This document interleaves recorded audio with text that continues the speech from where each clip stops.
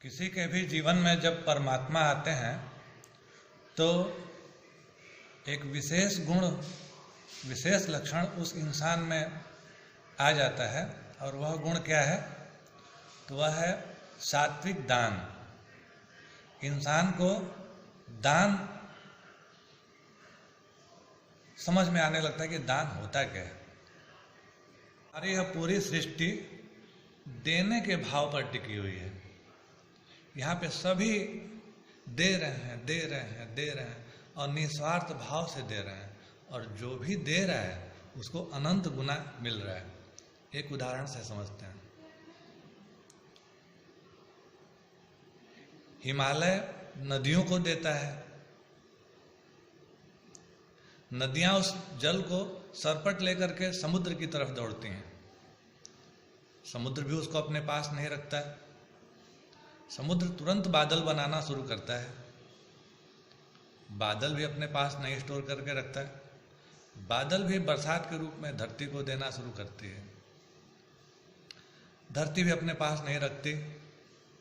बारिश से मिली हुई हरियाली को वह सृष्टि के अन्य सदस्यों को देना शुरू करती है। हम इंसान भी लेने वालों में से एक हैं। अब देखते हैं, हिमालय जब नदियों को दे दिया तो हिमालय सूख तो जाता नहीं। हिमालय को पुनः समुद्र से बने हुए बादलों से मिल जाता है। नदियां समुद्र को दे दें तो नदियां सूखी तो नहीं। नदियों को पुनः हिमालय से मिल जाता है। समुद्र बादल को दे दिया तो समुद्र सूखा तो नहीं, समुद्र को नदियों से मिल गया। बादल धरती को दे दिया तो बादल बनना खत्म तो नहीं हुआ, समुद्र से निरंतर बादल बनता रहता है। बादल धरती को दिया, धरती हम इंसानों को दी। अब यहीं पे दिक्कत शुरू होती है। प्रकृति के सारे सदस्य तो दे रहे हैं और पा भी रहे हैं। प्रकृति के सारे सदस्य पाए और तुरंत दे दिए, पाए और तुरंत दे दिए। लेकिन हम इंसान क्या करते हैं? हम इंसान उन चीज़ों को स्टोर करने लगते हैं, रखने लगते हैं, संचित करने लगते हैं। और यहीं पे एक डिस्टरबेंस शुरू हो जाता है। और वो डिस्टरबेंस क्या है? प्रकृति के बाकी सदस्य तो देते हैं लेकिन इंसान नहीं देता। और यहाँ पे एक डिस्टरबेंस शुरू होता है। और इंसान के स्टोर करके रखने से होने क्या लगता है? हिमालय सिकुड़ता चला जा रहा है, नदियाँ सूखती चली जा रही हैं, समुद्र समय पर बादल नहीं बना रहा है, बादल बन भी रहा है तो बारिश नहीं हो रही, बारिश हो भी रही है तो एसिड रेन होने लग रहा है, धरती अन्न पर्याप्त मात्रा में नहीं उगा रही है, उगा भी रही तो जहरीला अन्न उगा रही है। तो इंसान के थोड़े से दिक्कत से, न देने के जो भाव से, न देने के गुण से क्या होता है? डिस्टरबेंस पैदा होता है। कितनी आश्चर्यजनक बात है कि प्रकृति के सारे सदस्य दे रहे हैं। आम का पेड़ है तो आम का फल दे देता है, अपने पास नहीं रखता। और इतना आश्चर्य है, इसका मतलब यह है कि इस धरती पर जितने भी जीव जंतु हैं वह सारे परमात्मा से कनेक्ट हैं। और हम इंसानों को परमात्मा से कनेक्ट होना पड़ता है, उनसे जुड़ना पड़ता है। खैर, जब हम जुड़ते हैं तो क्या होता है?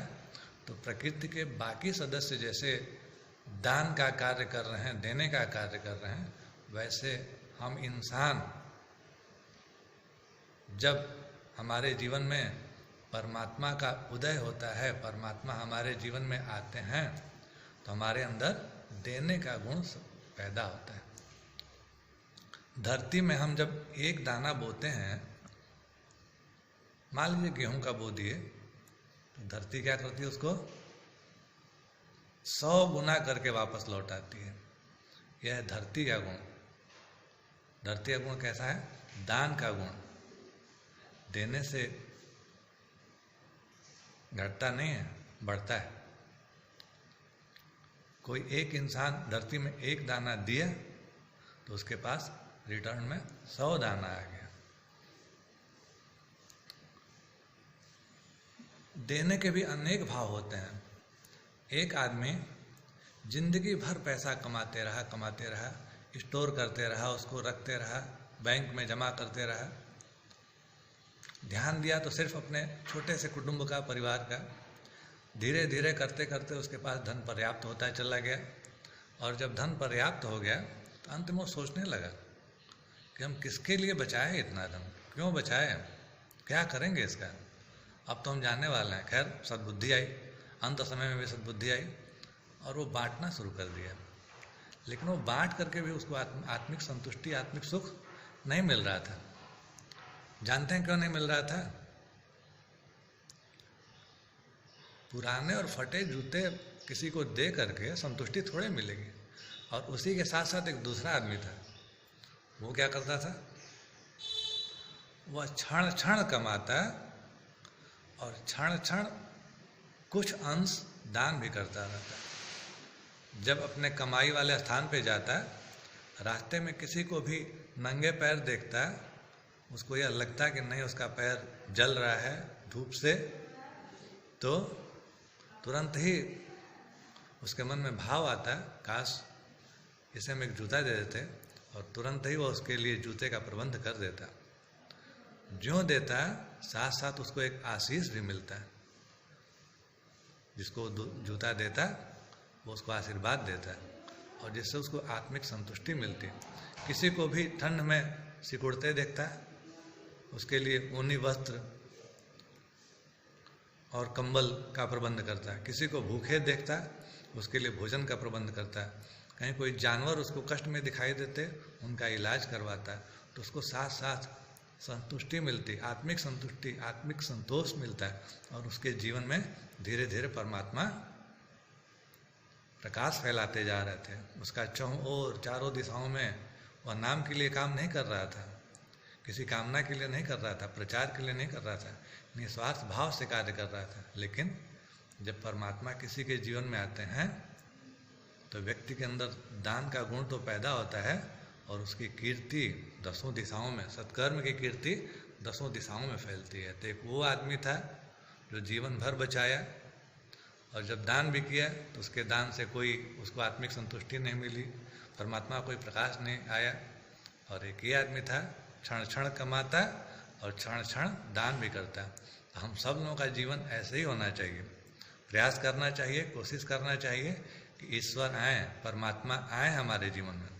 और यह परमात्मा के आने का चौथा संकेत है। अगर हमारे मन में दान की इच्छा प्रबल हो रही है तो इसका मतलब है कि परमात्मा हमारे जीवन में आ चुके हैं।